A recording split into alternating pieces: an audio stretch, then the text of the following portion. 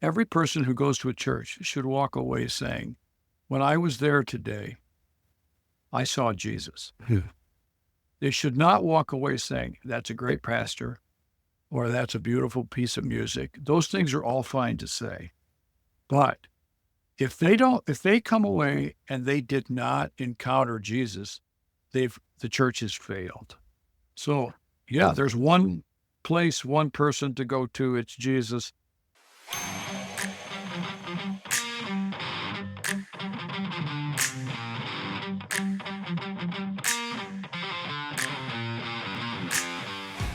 In a world where many are deconstructing their faith, what can we learn from studying the causes rather than judging or just ignoring the issue? Listen as we answer this question and more with Scot McKnight, a New Testament professor and prolific author of over 90 books. His latest book, Invisible Jesus, a book about leaving the church and looking for Christ, co-authored with Tommy Phillips, tackles the deconstruction movement head-on, viewing it not as a crisis, but as a prophetic movement that urges a return to a Jesus-first faith. Scot, welcome to Seek, Go, Create. Well, thank you very much for this invitation. It's good to be with you. It's good to have you here too, Scot. I just finished reading Invisible Jesus really just about 30 minutes ago. Enjoy it. Poked at me some, but we'll talk about that in a little while. Then I read Revelation for the rest of us a few weeks ago. We're going to have fun tying some things together. My first question, I'm going to let you pick which question is my first one. Scot, I used to ask the question, what do you do, as sort of an icebreaker and get started.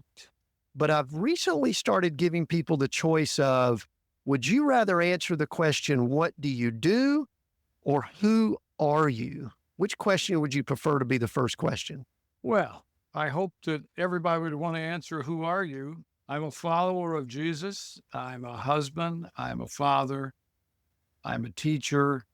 Mostly, I am someone who is indwelt by the Spirit, and I am in Christ.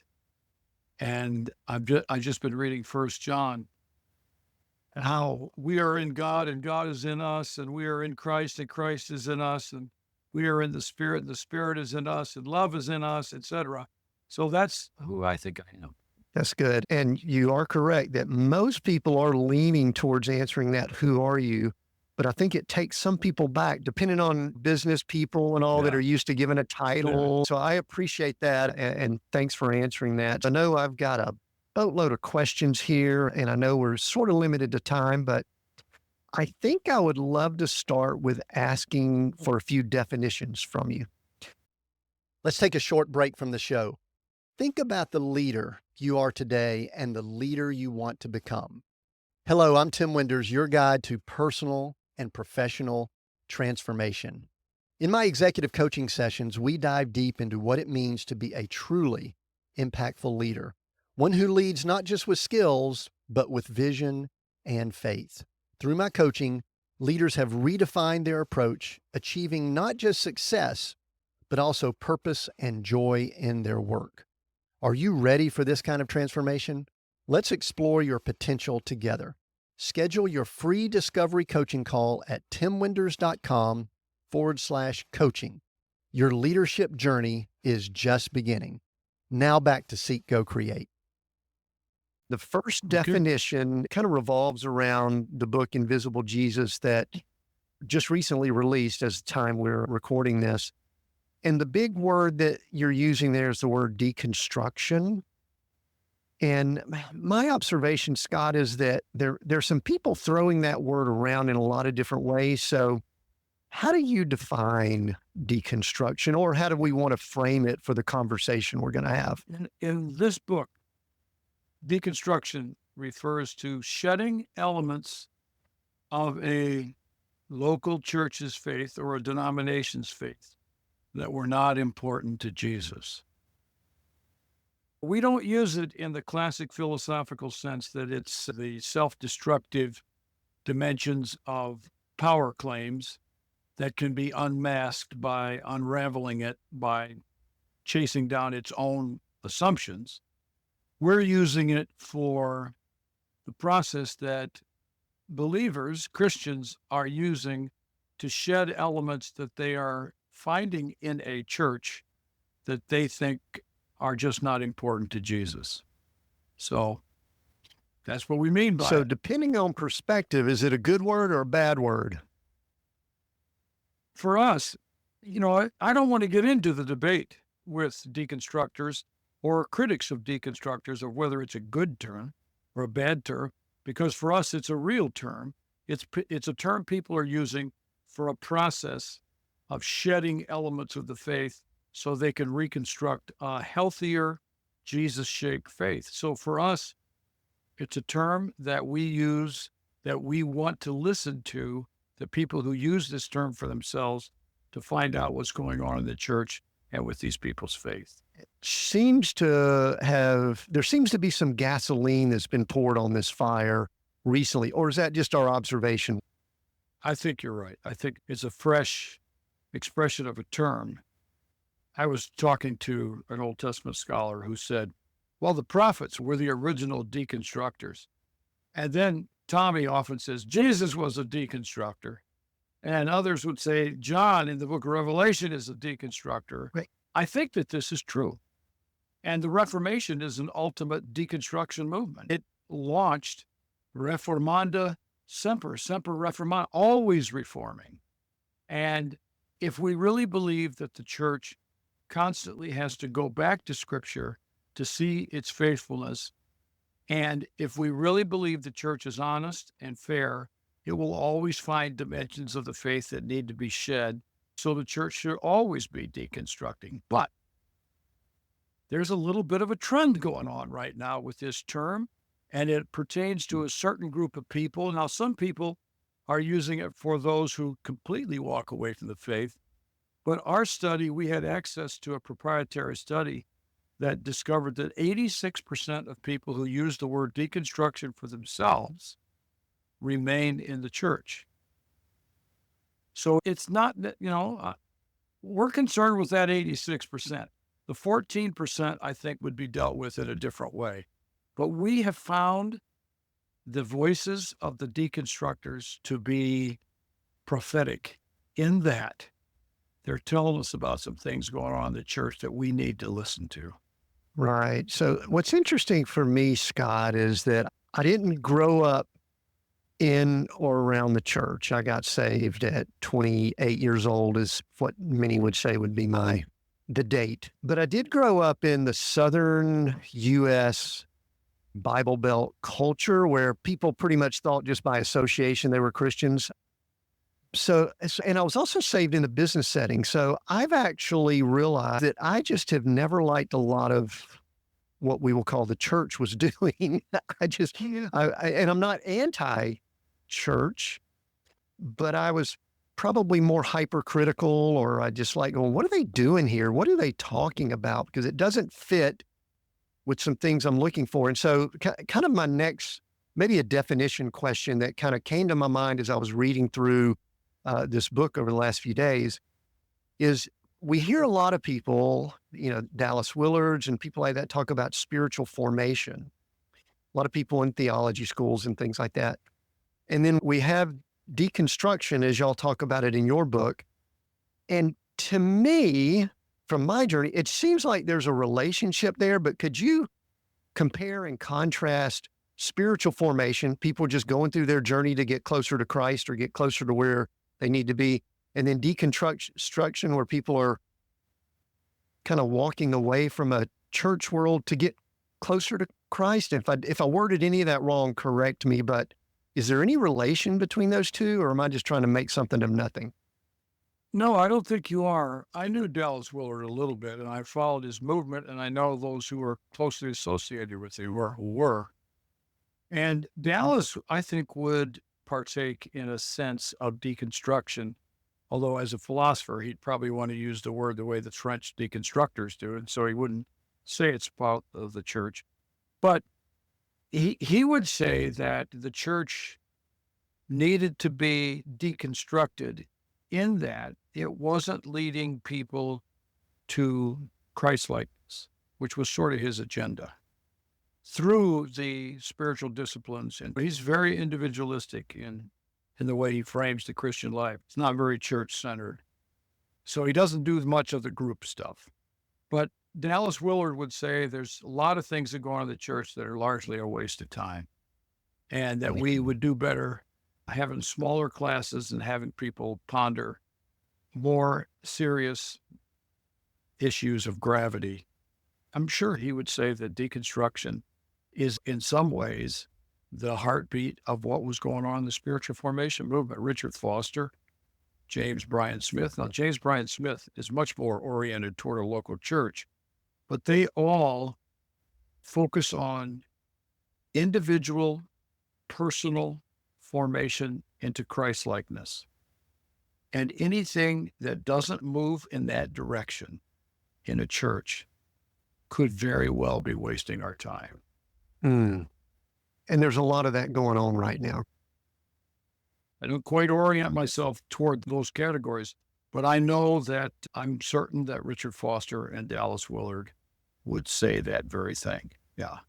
I'm not going to speak for James Bryan Smith. Right. Because he's so committed to the local church. I don't know what he would say about that. I wrestle at times internally with my internal criticisms of the local church versus voices in my head and spirit. And it could be, dogma that came from where I grew up of don't mess with that local church. And when I read through Invisible Jesus that you and Tommy wrote, and Tommy is a local pastor, I think we need to mention that. Yeah, he is. That y'all still have a heart for that local church body. It's not as if you're trying to throw that out, correct? That's right. In fact, what we're saying is these deconstructors are not leaving the church. They're leaving a church and largely gravitating toward another church that is more consistent with what they think Jesus wants for his church. Right.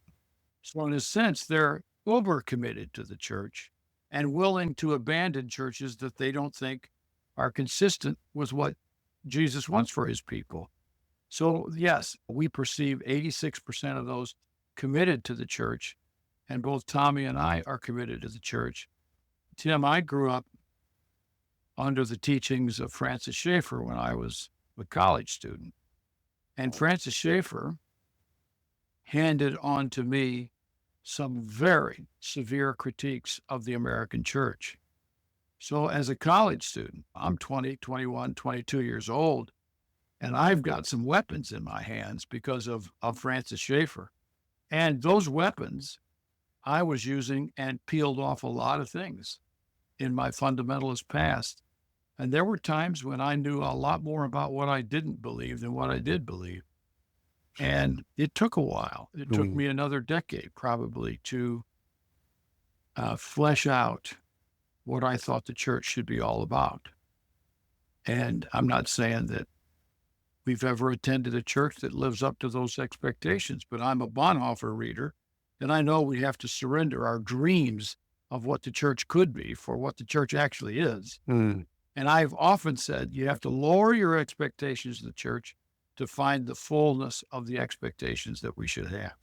And there's I think it was chapter 9 in the book that I was so thankful that I got to this place where y'all were talking about what to look for in a pastor or what to look for in leaders, I think was what it was. Because in my mind at times, Scott, I'm thinking there's really, this is a negative thought, I know, but there's really no one out there to follow. And I think the message is we shouldn't be following men. We should be being more Christ-like. But y'all gave some examples of, I think, some bad traits and then some traits to look for in that chapter. That's chapter 9. And so I'd love to talk to, because we do have a lot of leaders. We have leaders that are listening in, probably in ministry and business, Scott. So give just some thoughts there. We're going to obviously recommend people read the book, but just give some thoughts about what leaders need to be doing when it comes to either the local church or even, some business guys I think could learn from this. How do they need to be leading in the world we are in today? This will probably be Yeah. releasing late 2024. People might be listening in 2025. How should leaders that are attempting to be Christ-like how should they be leading? I think that they should lead from their character. And Tommy is an addict of the fruit of the Spirit, which is a good thing. He often brings in the fruit of the Spirit. So, in that very chapter where Tommy is talking, we both wrote this book, Yeah. what to look for in a pastor, I thought this was really important for him to draft for himself because he's a pastor after all. It's a lot easier for them to listen to one of their own kind, loving and joyful and peaceful and patient and kind and good and faithful and gentle and self-control. That's all from the fruit of the Spirit. But I would reduce this in a sense and gather it all into the bundle of character. When a person has a tov or a good character, they make good decisions. They relate to people in the right way. They pursue a vision that is shaped by goodness rather than by, let's say, success.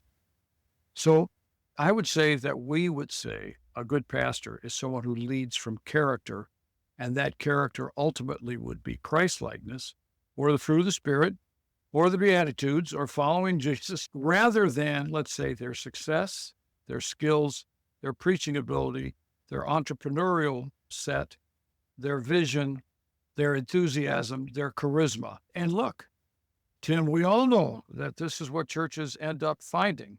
They have a big platform. They want someone to fill that platform and make it bigger and bring people to the church, put butts in the pews. Butts in the pews mean bills in the plate. Bills in the plate might mean baptisms in the water. Baptisms in water might be buildings on the campus. And they see this process, and there is a skill set that can accomplish this, that can be absent or minimal amount of character. And we both believe that we should focus on character and we should be following people of character. One thing, I'll just mention something that nags at me and I'll let you respond to it because I don't, and I totally agree with that. But one of the things that bothers me is the systems. I'm a systems guy. I'm an engineer from Georgia Tech. So I look at the structure of what we're doing. And I've often wondered, Scott, if we've created the structures and asked I'm doing air quotes for those listening. If you're watching the video, you say, ask pastors to do some things that are almost impossible for a human individual to do. And let me give you the context for it, and then you could agree, disagree, throw stuff at me, whatever you'd like to do. I've often wondered if to actually pastor someone that it can't be done to scale. It's done in small settings. I mean, the biblical example that I see, there was about 12, maybe a few more, maybe a few less. And I'm wondering if to put 200, 400, 600, 10,000 in an auditorium and say that's a pastor. I mean, are we calling it the wrong thing, or are we structurally wrong? Am I missing something here? What are your thoughts when I bring that up? Are we putting mostly men in position to fail almost immediately? Okay. I think we put people in positions to succeed at what we want on that platform. Okay. All right. So, but that doesn't make them a pastor. Ah. What we've created is a platform for someone who has the skill to keep our attention for approximately 45 minutes once a week. And frankly, there are some really good people who can do this. But you cannot pastor 20,000. You cannot pastor 10,000. You cannot pastor 1,000. You can't really pastor much more than, I know 12 is what Jesus has, but that's a little easy to latch on to a number. If you have time and you have presence, I suppose you can pastor 100 to 200 people. I don't know. I mean, I'm not a pastor, but I am in pastoral relations, as it were, as a professor of seminary students with dozens of seminary students who rely on me for wisdom and advice and suggestions. But I'm not truly pastoring them in the sense of mentoring them in the faith. And it is true that you can mentor someone, some people you can mentor for a year, and they're so skilled as Christians, they grow so quickly that they can kind of move on and you can just be there and occasionally have conversations over coffee. Others take more work. And so I'm totally, I understand what's going on in churches, big churches with amazing speakers and amazing performers on the platform with music. I get that. And it draws people in, but that's not pastoring. Pastoring is to nurture a person into Christ likeness. And nurturing requires presence. It requires relationship. It requires time. I mean, I know lots of these pastors who are on these big platforms that you couldn't get to. You couldn't get to with I don't know, with an Uzi, with a huge army vehicle blasting down doors. I mean, there's so many layers.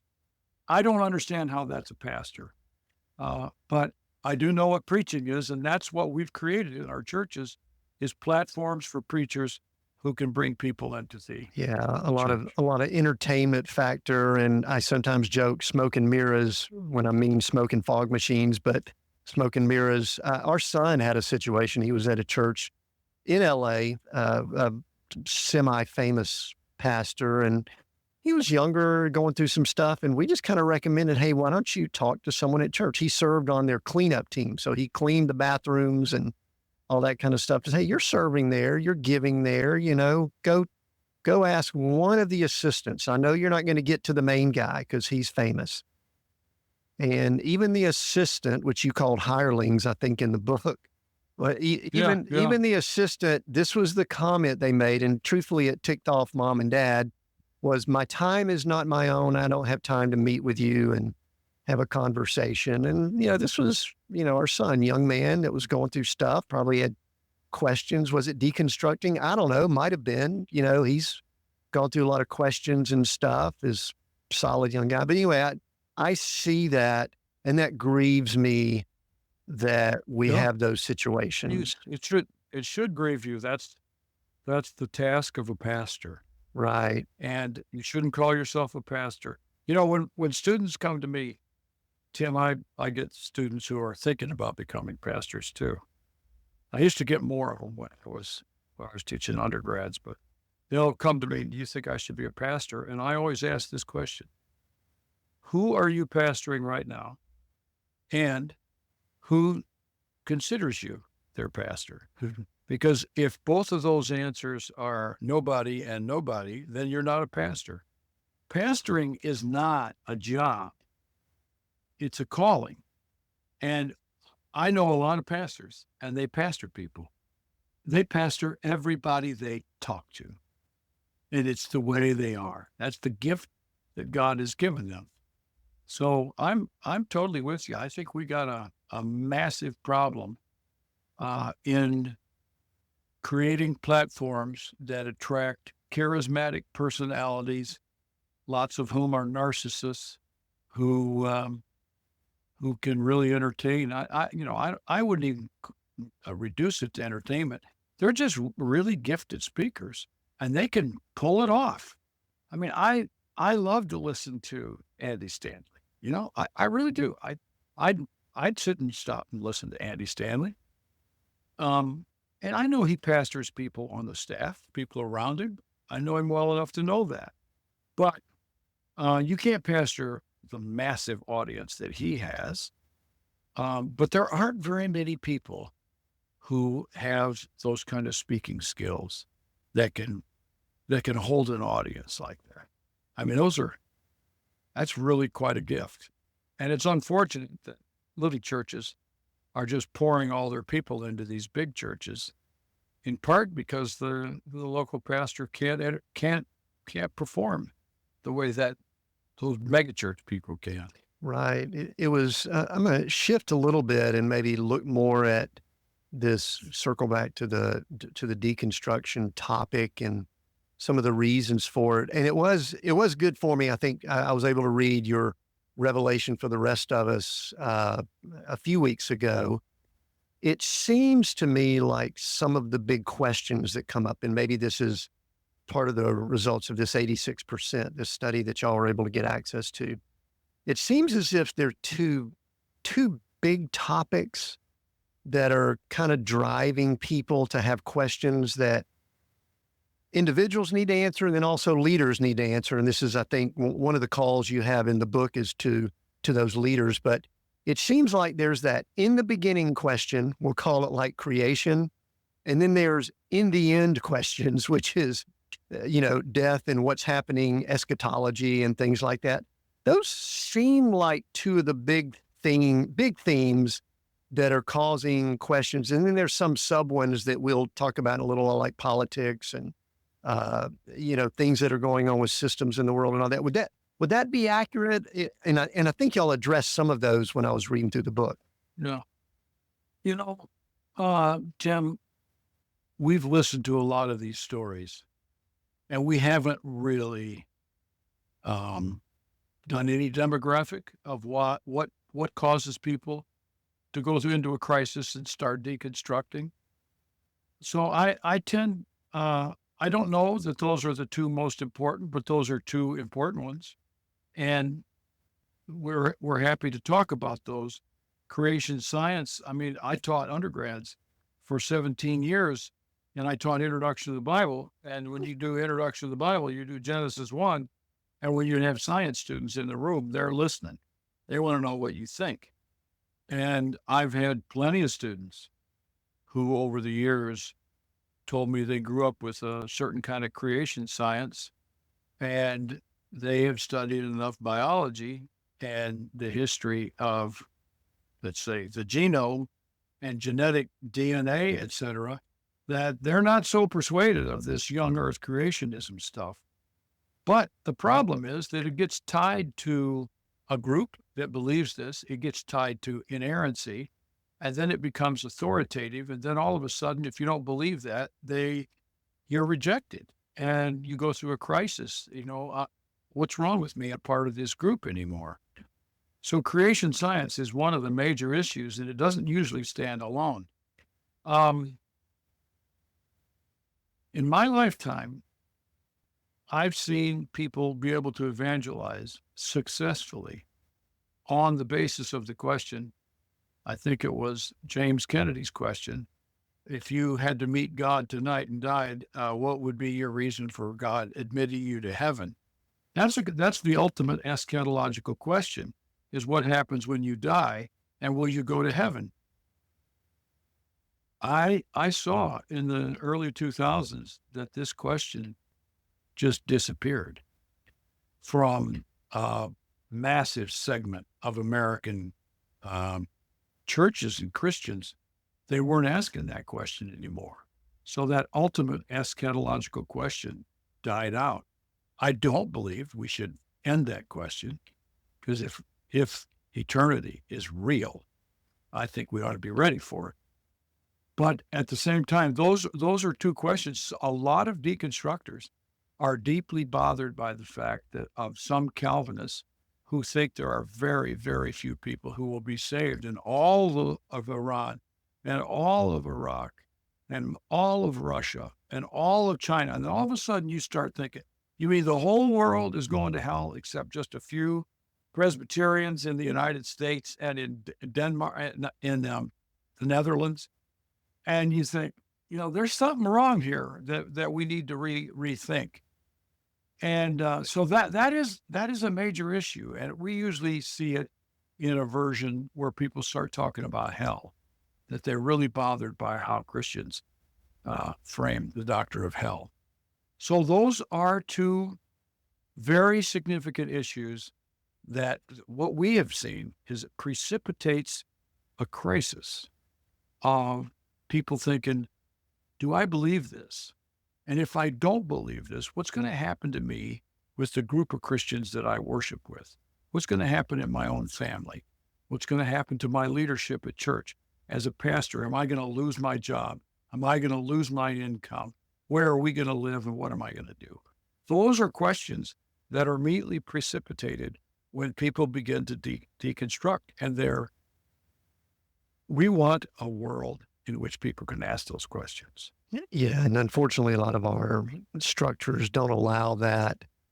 That kind of opens the door. I just want to ask a question or two related to I think you called them dissident disciples in your book, Revelation for the Rest of Us. Yep. And the reason it's kind of pertinent for me, Scott, is I'm approaching 40 years as a follower of Christ, feel as if I've been growing and learning and all the whole time. And unfortunately now at 60, I feel like I know less than I knew. And the good thing, I'm not, embarrassed to say that there's more there, but I realized that I had a baked in dispensationalist mindset. And the thing I liked about that book was that you spent a good bit of time sort of busting up that, we'll call it the dogma of dispensationalism. I don't know if that's a good term or not, but we'll fair enough. Say that. And just a question or two about that. Why is that just that one theological mindset? Why is it dangerous? And how does it relate to your new book, Invisible Jesus, and people going through some deconstruction? If at all, if I'm trying to match something up here, you could say, don't worry about it.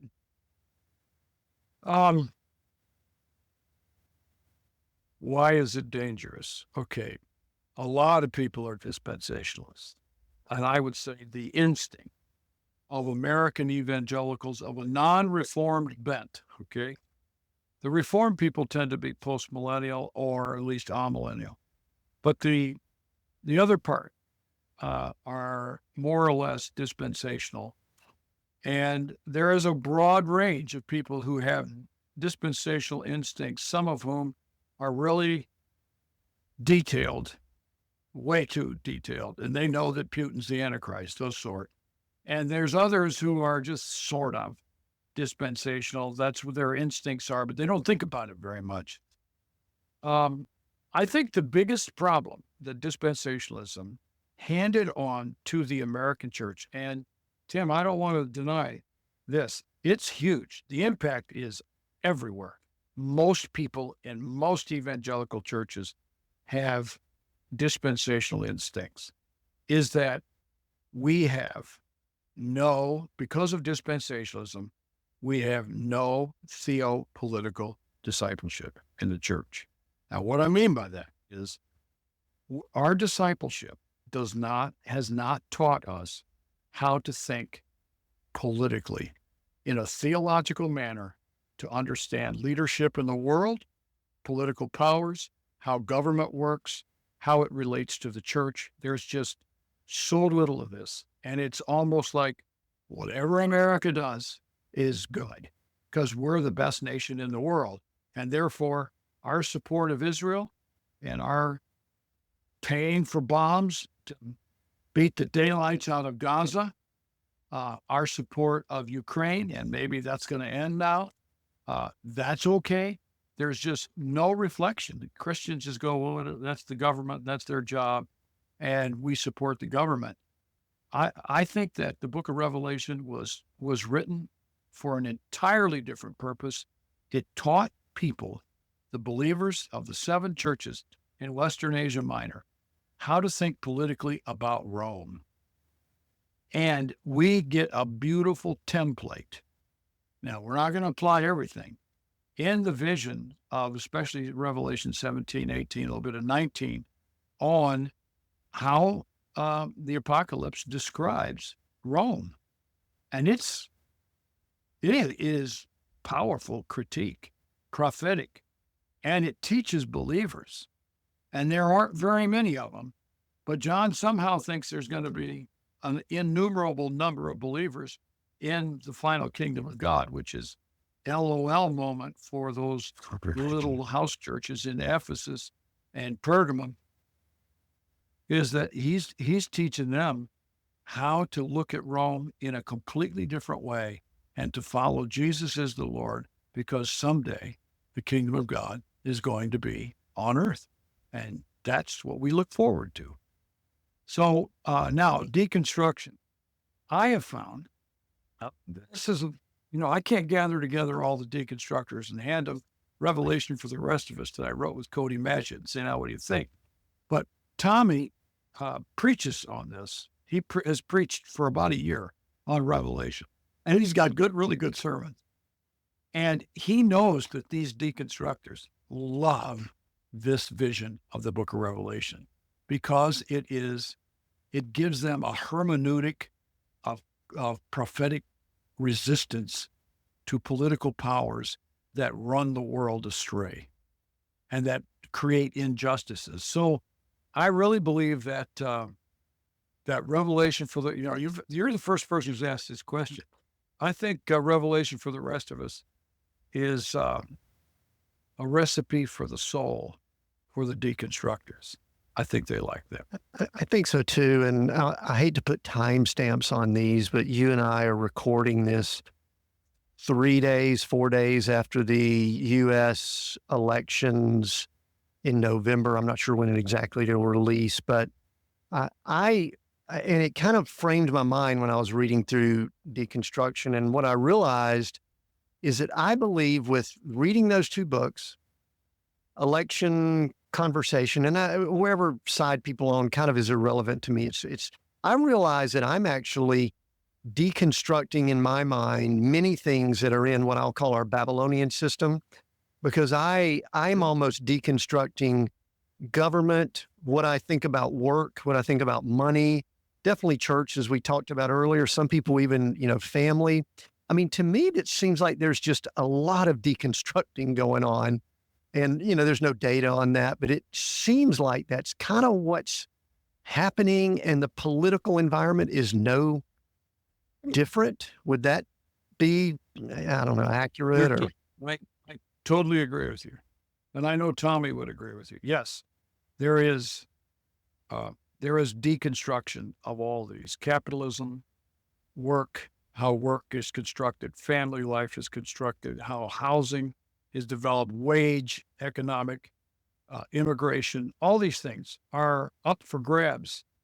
The deconstructors are saying, if Jesus and the kingdom of God is the center of the vision of God for this world, then we ought to be pursuing those things rather than how to, let's say, aggrandize the power of the United States, or aggrandize the power of our political party, or aggrandize the power of our church versus another church in the neighborhood.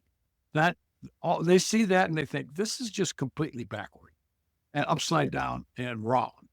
And so, they see in the book of Revelation all the themes that could be connected to invisible Jesus. Is it possible, Scott? I mean, I love the subtitle of Invisible Jesus, a book about leaving the church and looking for Christ. So this is kind of like maybe a little bit of a softball to you, maybe not, I don't know. Is it possible that we're getting to the place where many of us, many people, individuals are realizing there really is only one place to go? And it's towards Jesus. Oh, yeah. One person. One person. That's right. I thought you meant one church. Okay. No. Which one you talking about here? One government. Yeah. It's like, no. What political party? It's only one political party. Which party is it, Scott? Tell us. No, I'm just kidding. Yeah. I think, yes. Every church, every person who goes to a church should walk away saying, when I was there today, I saw Jesus. They should not walk away saying, that's a great pastor, or that's a beautiful piece of music. Those things are all fine to say. But if they come away and they did not encounter Jesus, the church has failed. So there's one place, one person to go to, it's Jesus. And those who gather to Jesus want to be in fellowship with one another. That's where church theology starts. In being around Jesus, listening to him. Yeah. And the message of this book, Invisible Jesus, is, to me, more Jesus. Jesus is the answer. So anyway, I recommend the book. I think it's a great book. It got me thinking. There were times that I recognized some of my dogmas, and I'm okay to admit that. But I highly recommend it. One quick question before we wrap up here, Scott. I know you have to jump off, but you've written 90 books. Good gracious, that's a lot of books. Any of it that would need to be changed or adjusted? I'm sitting here thinking over the course of 40 years, like, what, we're all on a journey. Any of your journey cause you to go back and revisit something? And we don't have to go deep on this, but just curious. Oh yeah. Every book I totally live with the reality that when I write a book, it's connected to the world in which I live at that time. And so, for instance, I was looking at my little NIV application commentary on Galatians recently, and I liked my exposition. And then I looked at they called it application at that time. I went, oh, I wouldn't talk about that today. So yes, but that's the nature of writing. We learn and we grow and we develop, and things that we said 30 years ago are not things that we would say today. I think my exegesis of Galatians is, for me, it's rock solid. I still pretty much adhere to all of that. But the world to which I would speak that is a different world than I did at that time. Yeah. So, yes. And I'll tell you one book that I loved writing. It's called Embracing Grace. That book was totally reframed and dismantled by a book called King Jesus Gospel. And I was exploring how best to talk about the gospel. And I wrote Embracing Grace. And I like the idea of grace. But it wasn't Jesus-centered enough, and King Jesus Gospel did that. So I never recommend people to read Embracing Grace. Final question. I know you need to jump. Where's seek, go, create, Scott? Those three words. You can probably guess where the origins of some of those are. I'm going to allow you to choose one of those as just my final question. Which do you choose that just resonates currently with you more than the other? Seek, go, or create, and why? Well, that's a good question. Create. I believe that God in Christ is recreating us to a new life. And I want to participate. I want to be involved in the work of God in my own life. I want God to do that. And I want to participate with others in the recreation of gospel grace life in our world today. And God is the actor who can make this happen. So I think that answers your question. Excellent. It does. I'm sure the books are available where everybody can get books, correct? Invisible Jesus right here. Got it on my iPad.